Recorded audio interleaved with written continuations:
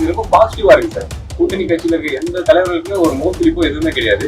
ரொம்ப தெளிவா ஃபுல் பாசிட்டிவா இருக்காங்க. ஏன் அப்படின்னா இன்னைக்கே அறிவிக்கிறாங்க, எல்லாரும் ஒன்னா சேர்றாங்க. எடப்பாடியா பேசுறாரு, எல்லாருமே அதை ஏத்துக்கிறாங்க. அந்த இடத்துல என்ன சொல்றது, ஒரு சார் ஆட்சிக்கு வந்து அந்த ப்ராசஸ் போகும், அதுக்குள்ள மத்திய அரசு சரி பண்ணிடுவாங்க நான் நம்புறேன். ஏன்னா அதுக்கான திட்டங்கள் இப்ப மோடி சார் பண்ணிட்டு இருக்காரு. ஏன்னா சில இடங்களில் சொல்றாரு சிக்கல் இருக்கு அப்படின்னு சொல்றாரு. அதை வந்து நம்ம ஸ்டாலின் சார் சொல்லியிருக்காரு, எப்படி ஒரு மத்திய அரசு சொல்லலாமா, நாங்களே வந்து மக்களுக்கு எங்களால் முடிஞ்சு பெஸ்ட் பண்ணிட்டு இருக்கோம் தமிழ்நாட்டில் அப்படின்னு இந்த வார்த்தையை சொல்றீங்களா எப்படின்னு நான் எதிர்பார்க்கிறேன் சார். இதுல எதிர்த்து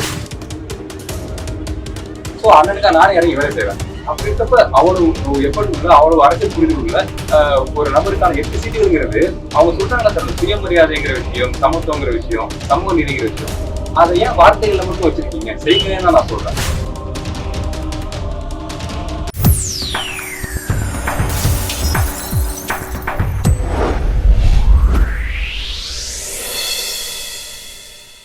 வணக்கம். கோல்டன் சான்ஸ் வழங்கும் அரசியல் களம். இன்றைய அரசியல் களம் நிகழ்ச்சியில் நம்மோடு இணைந்திருப்பவர் அரசியல் விமர்சகர் திரு அருணோதயன் அவர்கள். வணக்கம் சார். பொதுவாக முன்னாள் முதலமைச்சர் செல்வி ஜெயலலிதா அவர்கள் தான் வந்து அப்பர் ஹேண்ட் எடுப்பாங்க, அதாவது எலெக்ஷன் டைமில். ஆனால் அதே மாதிரி திரு எடப்பாடி பழனிசாமி அவர்கள் வந்து இந்த இடம் ஒரு அப்பர் ஹேண்ட் எடுத்து வேட்பாளர்களுக்கு, அதாவது கூட்டணிக்கு வந்து இடங்கள் ஒதுக்கி இன்னைக்கு வேட்பாளர்கள் அறிவித்து பிரச்சாரத்தையும் ஸ்டார்ட் பண்ணியிருக்காரு. இதை வந்து இந்த மாதிரி ஒரு அதிரடியை வந்து உங்களுடைய பார்வையில் எப்படி பாக்குறீங்க சார்? எல்லா சில பேரும் சொல்றாங்க, சில குளறுபடிகள் இருந்துச்சு, அடிப்படையில குழப்பங்கள் இருந்துச்சு அப்படின்னு. அதுக்கு துளியும் சமரசம் இல்லாம பொருந்தாத ஒரு விஷயத்த அப்படிலாம் கிடையாது, நாங்க எங்க ஐடியா வேற அப்படின்னு சொல்லி ஃபுல் பாசிட்டிவா வேட்பாளர் அறிவிச்சு அந்த விஷயங்களும் சரி பண்ணிட்டு உடனே மயிலாப்பூர் தொகுதியில பிரச்சாரத்துக்கு கிளம்பிட்டாரு. ஸோ அப்ப இந்த ஸ்பீடுங்கிறது ரொம்ப வயதை தாண்டி மக்களுக்கு நல்லது செய்யணும், இந்த ஆட்சிக்கு மக்களுக்கு நல்லது செஞ்சாங்கிற விஷயத்தை நோக்கி நகரமா தான் சார் எனக்கு தெரியுது. முழுக்க இந்த இப்ப நான் நியூஸ் பார்த்துட்டு தான் வரேன். இது ரொம்ப பாசிட்டிவா இருக்கு சார். கூட்டணி கட்சியில இருக்க எந்த தலைவர்களுக்குமே ஒரு மோசடிப்போ எதுவுமே கிடையாது. ரொம்ப தெளிவா ஃபுல் பாசிட்டிவா இருக்காங்க. ஏன் அப்படின்னா இன்னைக்கே அறிவிக்கிறாங்க, எல்லாரும் ஒன்னா சேர்றாங்க. எடப்பாடியா பேசுறாரு, எல்லாருமே அதை ஏத்துக்கிறாங்க. அந்த இடத்துல என்ன சொல்றது, ஒரு பொருந்தாத விஷயத்த நம்ம கண்கள்ல கூட பார்க்க முடியல, எல்லாரும் கண்களையும். ரொம்ப பாசிட்டிவா இருக்காங்க. அது தாண்டி இன்னைக்கு மயிலாப்பூர்ல ஆரம்பிச்சு பிரச்சாரம் தொடர்றாங்கிறப்ப ஒரே நாள்ல இவ்வளவு விஷயங்கள் பண்ண முடியுது அப்படின்னா இது நம்ம என்ன சொல்றது, மக்களுக்கு எதிர்கருத்துகள் இருக்கு, இது எப்படி பொருந்தாது அப்படிங்கிற சந்தேகத்துல சார் எங்கிற மாதிரி தெரியல. நம்ம தான் ஜெயிக்க போறோம், அது சீக்கிரம் ஆரம்பிச்சுருவதுக்கான வேலையை அப்படிங்கிற மாதிரி ஜெயிக்கிறதுல பண்ணிட்டு இருக்காரு. பொதுவாக வந்து தேர்தல் அறிக்கை தான் வந்து கதாநாயகன் அப்படின்னு சொல்லுவாங்க. திரு எடப்பாடி அவர்கள் வந்து 297 வாக்குறுதிகள் வந்து கொடுத்திருக்காரு. அந்த வாக்குறுதிகளை வந்து நீங்க எப்படி பாக்குறீங்க சார்? அது ரொம்ப பெருசா இருக்கு. அதுல நம்மளால கனெக்ட் பண்ணிக்க முடிஞ்ச பெஸ்ட் ஆஃப் தி பெஸ்ட் நான் வந்து எடுத்து வச்சிருக்கேன் சார். இப்ப முதல்ல வந்து குடும்பத்துக்கு 1 கிலோ பருப்பு 1 லிட்டர் சமையல் எண்ணெய்ங்கிறாங்க, ஆல்ரெடி 20 கிலோ கொடுத்துட்டு இருக்காங்க. சோ இது பேசிக் சார். இப்ப 2 பேர் குடும்பத்துல வாழ்றாங்க, ஒரு குட்டி குழந்தை இருக்கு அப்படின்னா கூட லைஃப் ஸ்டைல ரன் பண்றதுக்கு பேசிக்கா இதுவே போதும். அதை தாண்டி இது வந்து நம்ம புதுசா இருக்கு சார். குளிர்சாதன பெட்டி அப்படிங்கிறது எல்லாரும் சொன்னாங்க என்ன அப்படின்னு, ஆனா என்னால ஒரு விஷயம் புரிஞ்ச முடியும் சார். சில middle class, lower middle class ஆசை இருக்கும், அதோட கரண்ட் பில் ரொம்ப கம்மியாக வரும் ஆக்சுவலா ஃப்ரிட்ஜுங்கிறது. ஆனா ஃப்ரிட்ஜுங்கிறது பெரிய விஷயம் போல, அது நமக்கு இருக்கு, அது பணக்காரங்க வச்சிருக்கிற மாதிரி பல பேர் வாங்காம இருப்பாங்க. அது சார் கொடுக்குறதுங்கிறது அது பாசிபிள் ஆக்குறாருன்னு நான் சொல்றேன். அவ்வளவு பெரிய விஷயம் கிடையாது இருந்தாங்க. ஏன்னா இது எப்படி பாக்கணும்னு சில பேர் கேட்கறாங்க. அவ்வளவு பேருக்கு நம்ம செய்யறோம், ப்ராடக்ட் பண்றோம் அப்படிங்கிறப்ப அதுக்கான ஒட்டுமொத்த செலவுங்கிறது எனக்கு மிக குறைவா தான் வரும். இப்ப அந்த 5000 6000 சொல்லி நிறைய விஷயம் பண்ணிட்டு இருக்காங்கல்ல, அதோட கம்பேர் பண்ணும்போது இது ரொம்ப குறைவா தான் வரும். இது பாசிபிள் தான். சோ இந்த விஷயம் ஒவ்வொரு வீட்டுக்கு ஃப்ரிட்ஜ் வர்றப்ப சின்ன குழந்தைங்க இந்த வெயில் காலங்கள்ல உள்ள இருந்து தண்ணி எடுத்து குடிக்கிறப்ப அவங்களுக்கு ஒரு உணர்வு உருவாக போகுது. இது எல்லாமே வந்து நம்ம பாத்துருக்கோம், பக்கத்து வீட்டுல தண்ணி வச்சு எடுத்து வந்து யூஸ் பண்றது, இந்த பொருளை வச்சு வாங்கிக்கிறது, அந்த விஷயம் இன்னுமே கிடையாது. இது ஜஸ்ட் ஃப்ரிட்ஜ்னு பாக்குறது இல்ல, ஒவ்வொரு குடும்பத்துல சுயமரியாதை பாதிக்கப்பட போகுதுன்னு நான் பாக்குறேன். கண்டிப்பா. அது மட்டும் இல்லாம ஒரு குடும்பத்திற்கு 10,000ங்கிறது எவ்வளவு முக்கியமானதுன்னு நினைக்கிறீங்க? உறுதியா சார். அது என்ன சொல்றது, இந்த காலகட்டத்துல அதே வார்த்தைக்கு தான் நானும் வருவேன். கொஞ்சம் அந்த ஒரு 10,000 தான் சமாளிச்சு ரன் பண்ணி லைஃப் ஈஸியா கொண்டு போயிட முடியும். ஆனா அது இல்லாதனால அந்த கடன் கேட்டுன்னு ஒண்ணு இருக்குல்ல, 10,000 பெரிய அமௌண்ட் இல்ல, ஆனா அது கடன் கேட்கறப்ப நமக்கு சுயமரியாதை சிக்கலாகும். சோ அது அரசியல் தெரிஞ்சு இருந்தாங்க, ஒண்ணும் பிரச்சனை இல்லை அப்படிங்கிறப்ப நீங்க பாருங்க சார். இப்ப ரேஷன் கடைகள்ல இதை பண்ணிடுறாங்க. அது போக இலவச பேருந்து ஆண்களுக்கும் முடியுது, பெண்களுக்கும் இருக்கு. மாசம் 10,000 அரிசி கொடுத்துடுறாங்க, பருப்பு எண்ணெய் அப்படிங்கிறப்ப ஒரு அழுத்தம் இல்லாத வாழ்க்கை எல்லாருக்கும் அமைய போகுது. டாக்டர் மட்டும் நம்ம டீட்டெயிலா பேச போறோம். நான் பல இன்டர்வியூல சொல்லிட்டு இருக்கேன், முழுக்க சின்ன குழந்தைல இருந்து பெரியவங்க வரைக்கும் மன அழுத்தத்துல இருக்காங்க 5 வருஷமா. அப்படிங்கிறப்ப அவங்க எல்லாருக்கும் ஸ்ட்ரெஸ்ஸை போக்குறதுக்கான அறிவிப்பா தான் இது இருக்கு. ஏன்னா இந்த அறிவிப்பு எனக்கு வந்து பாக்குறப்ப இந்த கடந்த ஆட்சியில நீங்க அழுத்தத்துல இருந்தீங்களா, மன அழுத்தத்துல இருந்த எல்லாருக்குமே நான் திட்டம் வச்சிருக்கேன். எல்லாமே அப்ளிகபிள், செய்ய முடிய திட்டங்கள். சோ அது வயதானவங்களா இருக்கட்டும், குழந்தைகளா இருக்கட்டும், பெண்களா இருக்கட்டும், ஆண்களா இருக்கட்டும், இல்ல வேலைக்கு போறவங்களா இருக்கட்டும், இளைஞர்களா இருக்கட்டும், படிச்சு முடிச்சுட்டு இப்ப வரைக்கும் அவங்க எஜுகேஷன் கட்டிட்டு இருக்காங்க பசங்க. ரொம்ப கொடுமையா இருக்கு. சோ என்னென்னமோ மோசமான விஷயம் பண்ணிட்டு நாட்டை விட்டு எஸ்கேப் ஆகிறவங்க எல்லாம் விட்டுறாங்க. ஸோ இளைஞர்களை பிடிச்சி விரட்டி அதை கூட்டிட்டு கூட மிரட்ட பயன்படுத்துறப்ப அவங்க மேரேஜ் பண்ணுவாங்களா, எஜுகேஷன் ஒன்று கட்டுவாங்களா, லைஃப்ல என்ன பண்ணுறது, ஒரு 18 உள்ள இளைஞர்கள் இருக்கப்ப அதெல்லாம் தள்ளுபடிங்கிறது பெஸ்டா இருக்கு. ஸோ எல்லாருக்கும் இந்த விஷயத்தை கேட்கிறப்ப என் மோத தெரியும், எல்லாரும் சந்தோஷமா இருக்க போறாங்கிற ஒரு உணர்வு உண்டாது. அது மட்டும் இன்னொரு முக்கியமான ஒரு வாக்குறுதி வந்து கவனிக்கப்படுகிறது. அதாவது திமுக அரசு ஏற்கனவே வந்து வீடு கட்டி கொடுக்குறாங்க, கலைஞர் கனவு திட்டம்ட்டு இல்லம்ட்டு. ஆனா திரு எடப்பாடி அவர்கள் வந்து என்னன்னா வீடு இல்லாதவங்களுக்கு சில விஷயங்கள் பண்ணியிருக்காரு. அதை பற்றி உங்களுடைய கருத்து? அதாவது இடம் வாங்கி கட்டி கொடுத்தல் அப்படிங்கிறது நான் என் நாட்டு மக்களுக்கு நான் பண்ணுவேன், இதுல என்ன இருக்குங்கிற முன்னா சார் நான் பாக்கணும். ஏன்னா இது பாசிபிளாங்கிறது வேற கணக்கு. ஆனா இது ஒரு அரசால பண்ண முடியல. அரசு இது திட்டமிட்டு இதனால பண்ண முடியும் சொல்லுது அப்படின்னா இதை கடை சொல்றதுக்கு என்ன இருக்கு, இது நடக்காது சொல்றதுக்கு என்ன இருக்கு? ஏன்னா இது எங்கேயும் மிஸ் ஆக போறது இல்ல, தப்பா பயன்பட போறது கிடையாது. ஒரு வீடுங்கிறது அவங்க தானே பயன்படுத்த போறாங்க. அதுவும் நிலம் வாங்கி நான் பண்ணி தரேங்கிறப்ப ஈவன் போன ஆட்சி வந்து மக்கள் வாய்ப்பு கொடுக்கல அப்படின்னாலுமே இவ்வளவு நலத்திட்டங்களோட வராரு அப்படின்னா முழுக்க மக்கள், தமிழக மக்கள் சந்தோஷமா இருக்கணும், நிறைவா இருக்கணும், அடிப்படையில மன அழுத்தம் இல்லாம இருக்கணும் அப்படிங்கிறதுக்கு எல்லா வேலையுமே பண்றாரு. ஆர்டர் போனா நமக்கே தெரியும், வீட்ல இருந்து ஆரம்பிச்சு பெண்களுக்கான அந்த டூ வீலர் வாங்குறது, பஸ்ல போறாங்க நம்ம பாக்குறோம். அதை தாண்டி ஒரு அர்ஜென்சி நம்ம டைமிங் ஒண்ணு இருக்குல்ல, கேர்ள்ஸுக்கு லேடிஸ்க்கு ஒரு டைம் இருக்கு. இப்போ குழந்தைங்களுக்குலாம் வந்து ஹஸ்பண்டுக்கு சரி சமைச்சு வச்சுட்டு கிளம்புறாங்க அப்படிங்கிறப்ப கரெக்டா அந்த டைமுக்கு பஸ்ஸுக்காக ஒரு வேண்டிய கட்டாயம் இல்ல. ஒரு டூ வீலர் வாங்கிட்டு அவங்க போனாங்கிறப்ப இத்தனை லட்சம் பெண்களுக்கு இருந்தா இனிஷியேட் பண்றாங்கன்னா இந்த திட்டத்தை கேட்கிறப்ப சார் நமக்கு ஒரு நேர்மறையான எண்ணம் உண்டாகும். இந்த வரப்போற ஆட்சி அமையுது, ஏடிஎம்கே ஆட்சி அமையுதுங்கிறப்ப முழுக்க தமிழக மக்கள் மனநிறைவோட இருக்க போறாங்க. அது மட்டும் இல்ல, முக்கியமா இந்த போர் நடக்கிற இந்த சூழ்நிலையில ஏற்கனவே வந்து சிலிண்டர் தட்டுப்பாடு இருக்குன்றாங்க. திரு இபிஎஸ் அவர்கள் வந்து 3 சிலிண்டர் வந்து இலவசமா கொடுக்குறாரு அப்படின்னு சொல்றாங்க. இதை பத்தி உங்களுடைய பார்வை? சார் ஆட்சிக்கு வந்து அந்த ப்ராசஸ் போகும், அதுக்குள்ள மத்திய அரசு சரி பண்ணிடுவாங்க நான் நம்புறேன். ஏன்னா அதுக்கான திட்டங்கள் இப்ப மோடி சார் பண்ணிட்டு இருக்காரு. ஏன்னா சில இடங்களில் சொல்றாரு சிக்கல் இருக்கு அப்படின்னு சொல்றாரு. அதை வந்து நம்ம ஸ்டாலின் சார் சொல்லியிருக்காரு, எப்படி ஒரு மத்திய அரசு சொல்லலாமா, நாங்களே வந்து மக்களுக்கு எங்களால் முடிஞ்ச பெஸ்ட் பண்ணிட்டு இருக்கோம் தமிழ்நாட்டுல, அப்ப நீங்க இந்த வார்த்தையை சொல்றீங்களா எப்படின்னு நான் எதிர்பார்க்கிறேன் சார். இதுல எதிர்க்கிறது சொல்றது ஒண்ணு சார், சிக்கல் இருக்குன்னா சிக்கல் இருக்கு ஒத்துக்கிட்டாலே மக்கள் அதுக்கு தயாராகிடுவாங்க. ஆமா சிக்கல் இருக்கு போல, நம்மளுக்கு புரிஞ்சு நடந்து போவோம் அப்படிங்கிற விஷயம் தான். இல்ல எல்லாம் சரியா இருக்கு வீட்டுக்கு சிலிண்டர் வரல, ஏரியாவுக்கு சிலிண்டர் வரல அப்படின்னா கோவம் வரும்ல சார். சரியா இருக்கு சொல்றீங்க, ஆனா எங்க வீட்டுல சிலிண்டர்ல கேள்வி வரும்ல. சோ அப்ப இங்க தலைவரே சொல்றாரு, நாட்டோட பிஎம்ஏ சொல்றாரு சிக்கல் இருக்குன்னு. சோ அந்த விஷயத்தை ஏத்துக்கிட்டு மக்கள் அதுக்கேற்ற மாதிரி பயன்படுத்தி அந்த சிலிண்டர் ஒரு அளவை பயன்படுத்துறப்ப அந்த நாட்டுக்கு பெருஞ்சிக்கலுங்கிறப்ப அது போர் மட்டும் கிடையாது. இந்த மாதிரி சிச்சுவேஷன்ல அரசுக்கு ஆதரவா சேர்ந்து இயங்குங்கிறத சார் சொல்லுவாரா நான் நினைக்கிறேன். சோ அப்ப மத்திய அரசோட சார் இணக்கமா இருக்காரு, கூட்டணியில இருக்காங்கிறப்ப எல்லா சிக்கலையும் சரி பண்ணி 3 சிலிண்டர் பாசிபிள் ஆகும் நான் சொல்றேன். இன்னொரு விஷயம் நம்ம பேச வேண்டியிருக்கு. திரு எடப்பாடி அவருடைய முந்தைய ஆட்சியில வந்து ஏழை மாணவர்களுக்கு வந்து 7.5% இடஒதுக்கீடு வந்து ஒரு பெரிய வரப்பிரசாதமா ஒரு இருக்கு. ஆனா மாணவர்கள் வந்து மருத்துவ கடன் நிறைவேற்றுறதுக்கு ஒரு முக்கியமான ஒரு அஜெண்டாவா அது இருக்கு. அப்படி இருக்கும்போது திரும்பவும் வந்து 10% உயர்த்துவோம் அப்படின்னு சொல்றது வந்து அவர் ஏழை மீது அவருக்கு இருக்கிற அக்கறை எப்படி நீங்க பாக்குறீங்க? ஏன்னா ஏழையா பிறந்தவங்க ஏழையாவே வாழ்ந்து ஏழையாவே கஷ்டப்பட்டு ஏழையா வாழ்க்கை முடிச்சுக்கணுங்கிறது விதி கிடையாது.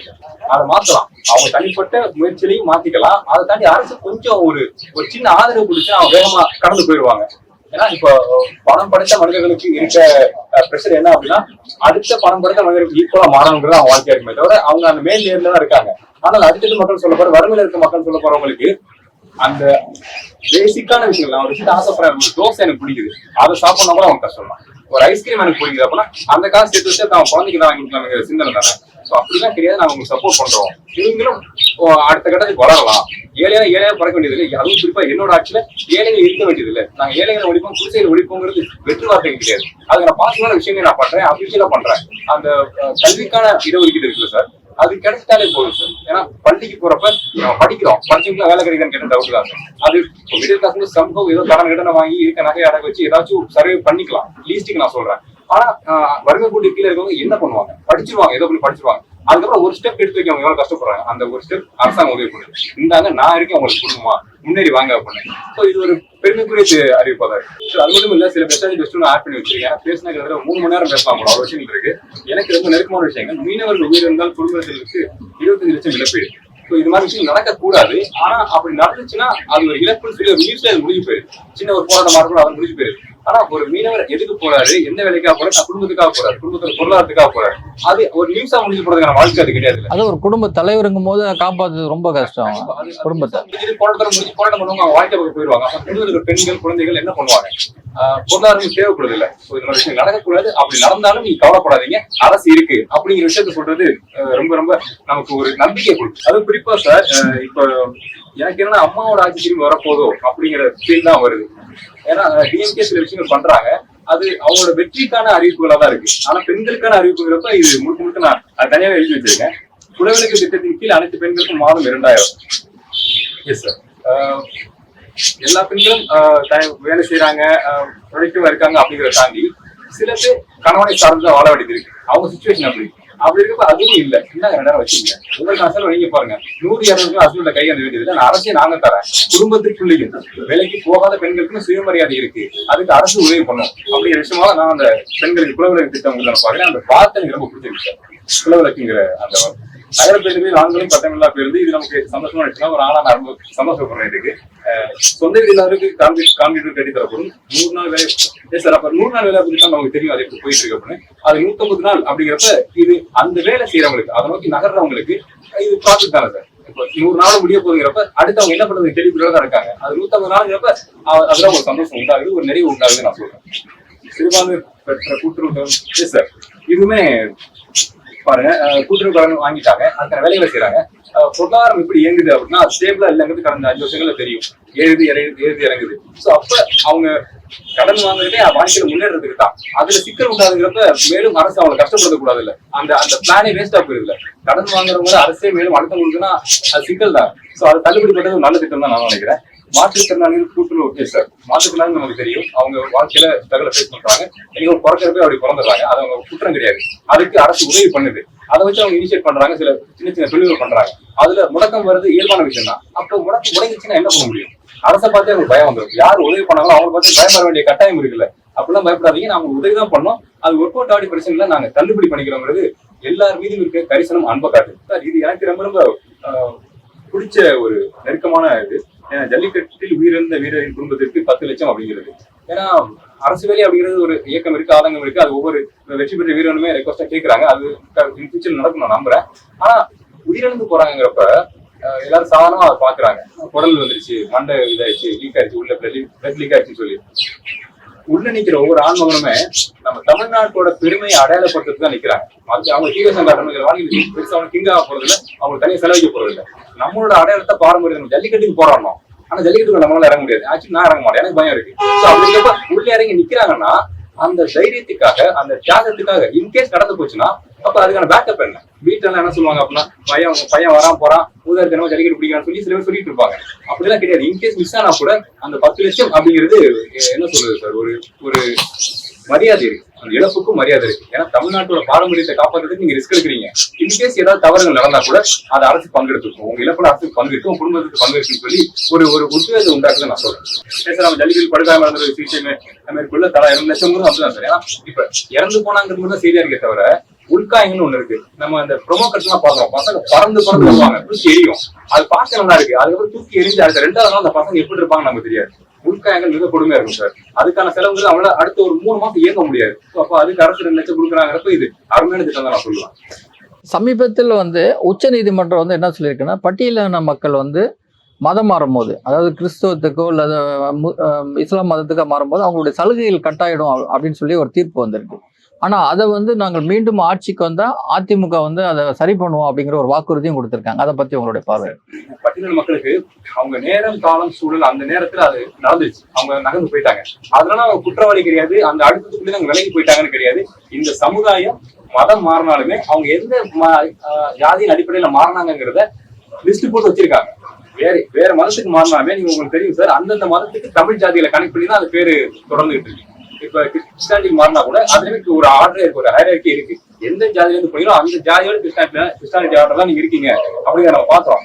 சோ அப்ப எதுக்காக மதம் மாறணும் அப்படிங்கிற ஒரு பேசே இல்லாம ஒரு குழப்பம் உண்டாகுது. சோ அப்ப அதனால சலுகைகள் பறி போகுதுன்னா நாங்களே ஒரு சர்வேர் மூடுக்காக நாங்க மாறி இருக்கோம். அப்ப சலுகைகள் நீங்க பறிச்சுக்கிட்டீங்கன்னா நாங்க எதுக்கு மாறணும்? அப்ப எங்களுக்கான அங்கீகாரத்தையோ இல்ல எங்களோட உணர்வுல யார் ரெஸ்பெக்ட் பண்ணுவா அப்படிங்கிறப்ப அந்த விஷயத்த கையாண்டிருக்கிறது ரொம்ப ரொம்ப சிறப்பான ஒரு விஷயமா இருக்கு. ஏன் அப்படின்னா இப்ப டிஎம்கே ஆட்சியில் அதுக்கான குளறுபடி இருந்துச்சு, நிறைய படங்கள் சில பேர் கருத்துக்கள் எடுத்து வச்சாங்க. ஆனா அதுக்கான சொல்யூஷனே சார்ந்த அறிக்கையில சொல்லியிருக்கிறதுங்கிறது மக்களுக்கு ஒரு நம்பிக்கை உண்டாது. பதட்டப்பட தேவையில்லை, எதுக்குமே பதட்டப்பட தேவையில்லை. அரசு நம்ம பக்கம் இருக்குங்கிறத சொல்றதுதான் திட்டங்கள் எல்லாமே இருக்குன்னு நான் சொல்றேன்.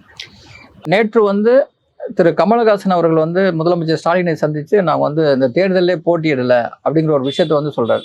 இது ஒரு மிகப்பெரிய அழுத்தமா இருக்கும் ஒரு கட்சி தலைவருக்கு. அதாவது நீங்க என்ன சொல்றாங்கன்னா உதயசீரன் சின்னத்துல தான் நீங்க போட்டியிடணுங்கிறத அவர் வேணாம், நாகரீகமா வேணான்னு சொல்றாரு. இந்த அழுத்தத்தை வந்து நீங்க எப்படி பாக்குறீங்க? இது ரொம்ப கஷ்டமா இருக்கு. கமல் சார் நம்ம பார்த்தது எப்படி, அவரோட பவர் என்ன, அவரால் எவ்வளவு முடியும், அவரோட உலக புரிதல் என்ன, சினிமால மட்டும் இல்ல, சினிமாக்குள்ள இருக்க அரசியல் புரியுற ஒரு மனுஷனுக்கு தமிழக அரசியல் சரி, உலக அரசியல் சரி அவ்வளவு புரியும். அப்படி இருக்க ஒரு மனிதன் ஏன் இப்படி மாறணும், ஏன் இந்த கட்டாயத்துக்குள்ள அவர் மாட்டிக்கணும் அப்படிங்கிற பார்க்கறது நம்ம ரொம்ப கஷ்டமா இருக்கு. அதுவும் சின்னம் இதுதான் நீங்க நிக்கணுங்கிறப்ப அதுல இருந்து ஒரு விலகி நிக்கிறதுங்கிறது ஒரு அடிப்படை சுயமரியாதை பாதுகாத்துட்டாரு அப்படின்னு நான் சொல்லுவேன். ஆனா இந்த விஷயம் கூட நடந்திருக்க கூடாது. சாரா தனியாக இருந்திருக்க முடியும். நம்ம தம்பிகள்லாம் பேசிட்டு மாதிரிதான் கோயம்புத்தூர்ல சாருக்கு மிஸ் ஆனப்ப எல்லாருக்குமே வருத்தம், எல்லா இளைஞருக்கும் வருத்தம், சினிமா தெரிஞ்ச இளைஞருக்கும் வருத்தம், எப்படி மிஸ் ஆச்சு சாருக்கு அப்படின்னு. சோ ஆனா அதுல இருந்து மாறி இங்க வந்து நிக்கிறாருல அவரு, அது ரொம்ப கொடுமையா இருக்கு. அரசியல் எவ்வளவு பெரிய திறமைசாலிகளையும் அது பயன்படுத்தி தூக்கி போடும் அப்படிங்கிறது மிகப்பெரிய உதாரணமா இருக்கு. திமுகவுடன் 10 ஆண்டுகள் கிட்டத்தட்ட பயணம் செய்யும் விடுதலை சிறுத்தைகளுக்கு வந்து 8 சீட்டு தான் வந்து திமுக கொடுத்திருக்கு. அதே சமயத்துல இந்த முதல்ல வந்து கூட்டணிக்கு வந்திருக்கிற தேமுதிகவுக்கு வந்து அதுவும் 0.45% மட்டுமே வைத்திருக்கிற தேமுதிகவுக்கு வந்து 10 எம்எல்ஏ சீட்டும் ஒரு எம்பி சீட்டும் வந்து கொடுத்துருக்காங்க. இதை வந்து நீங்க எப்படி பாக்குறீங்க? ஆதங்கமா சார் இருக்கு. நான் ஒரு தமிழ் சிந்தனை கொண்ட பையன் தான். ஆனா மனசார நான் சொல்றேன், அண்ணன் இப்ப வந்து முதலமைச்சர் வேட்பாளர் நின்று ஏற்கிறார் அப்படின்னா நான் உங்களுக்கு அவருக்கு ஆதரவு கொடுப்பேன். அது எத்தனை மாசமா அவருக்கா தனிப்பட்ட முறை நானே வேலை செய்வேன். சோ அண்ணனுக்கா நானே இறங்கி வேலை செய்வேன். அப்படி இருக்கப்ப அவ்வளவு எஃபர்ட் உள்ள, அவ்வளவு அரசியல் புரிதல் உள்ள ஒரு நபருக்கான 8 சீட்டுங்கிறது அவங்க சொல்றாங்களா சார், சுயமரியாதைங்கிற விஷயம், சமத்துவங்கிற விஷயம், சமூக நீதிங்கிற விஷயம், அதை ஏன் வார்த்தைகள்ல மட்டும் வச்சிருக்கீங்க, செய்யுங்கன்னு நான் சொல்றேன். இப்ப தேமுதிக உங்களுக்கு தேவைப்படுது, கூட்டணி இருக்கு, அது மூலமா ஏதோ ஒரு லாபம் இருக்கு அப்படிங்கிறப்ப நீங்க அதை செய்றீங்கன்னு எனக்கு புரியுது. அதுக்காக உங்க கூடவே இருக்க சிக்கல்கள் இருந்தாலும் பதில் சொல்ல முடியாத விஷயங்கள் டிஎம்கே செஞ்சாலும் அதுக்காகவும் பேசக்கூடிய குறைகளை தேவையான ஷேர் பண்ணக்கூடிய ஒரு நாலேஜ் உள்ள ஒரு பர்சன் அண்ணன் இருக்கப்ப, திருமணம் இருக்கப்ப அவருக்கு 8 தான் கொடுக்குறீங்க, அதுவும் சமரசம் பண்ணி அழுத்தம் கொடுத்து 8ங்கிறது அவங்களுக்கு உங்களுக்கு புரியுதா, இது மிகப்பெரிய விஷயம் 8ங்கிறது தான் புரியுங்க அப்படிங்கிற மாதிரி தான் நான் அதை பாக்குறேன். அவ்வளவு நீங்க புரட்சி மதிப்பிடக்கூடிய தலைவரோ இல்ல சமூகமோ அது கிடையாது. அவங்களுக்கு எல்லா வேலையும் இருக்கு. தமிழகத்தோட பூர்வக்குடி அப்படிங்கிறப்ப நான் முதல்ல சொன்ன மாதிரி சார், ஒரு தமிழகத்தோட முதலமைச்சர் ஆகிறதுக்கான 5 தகுதியும் திருமணம் இருக்கு நான் நம்புறேன், உறுதியா நம்புறேன். அதான் உண்மை கூட. அப்படிப்பட்ட நம்புறேன். நீங்க வந்து இப்போ வந்து கட்சிகள்லாம் ஸ்பேஸ் இவங்களை கொடுத்துட்டு இவருக்கு எட்டுங்கிறது நீங்க சமூக நீதி சமத்துவங்கிறது உங்க கட்சிக்குள்ள இல்லைங்கிறது காட்டு. கண்டிப்பா. அது மட்டும் இல்ல, தேர்தல் ஆரம்பிச்சு அதிமுக வந்து பிரச்சாரத்தை வந்து ஸ்டார்ட் பண்ணி போயிட்டு இருக்காங்க. இப்போ தொகுதி பங்கீடெல்லாம் முடிச்சுட்டாங்க. திமுகவும் அந்த இடத்துல தான் இருக்காங்க. ஒரு பக்கம் திரு சீமான் அவர்களும் வந்து பிரச்சாரத்துல இருக்காரு. ஆனா ஆட்சியை நாங்கள் தான் பிடிப்போம் அப்படிங்கிற சொல்ற விஜய் அவர்கள் இதுவரைக்கும் வந்து வெளியே வந்து இதை பத்தி பேசல. நேற்று வந்து ஒரு முக்கிய நிர்வாகி வந்து நேற்று பொதுக்கூட்டத்துல பேசும்போது நீங்க ஓட்டு போட்டு சிஎம் ஆக்கினாதான் வந்து வெளியே வருவார் விஜய் அப்படின்னு பேசுறது எப்படி பாக்குறீங்க? நம்ம சிரிக்கலாம் பதில். பாருங்க, நம்ம எவ்வளவு டீப்பான அரசியல் பேசிட்டு இருக்கோம். என்னோட புரிதல் நானும் பேசிட்டு இருக்கேன். அப்படி இருக்கப்ப எனக்கே சிரிப்பு வருது டிவிங்கிற பேச்சு அவங்க வந்து பேசினாலே.